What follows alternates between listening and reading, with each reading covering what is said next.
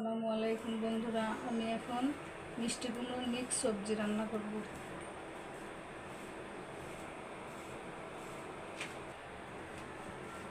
এখন তেলের উপরে কালো জিরে দিয়ে দিলাম,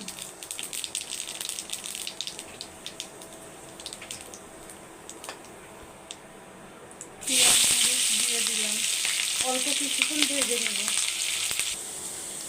বন্ধুরা, এখন আমি 1 চামচ পরিমাণে রসুন বাটা দিয়ে দিব।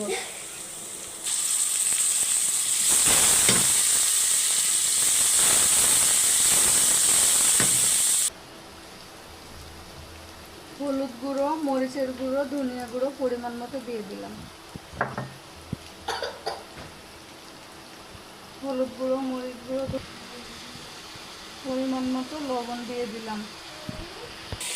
মশলা কষানো হয়ে গেছে, মিক্স সবজিগুলো দিয়ে দিলাম।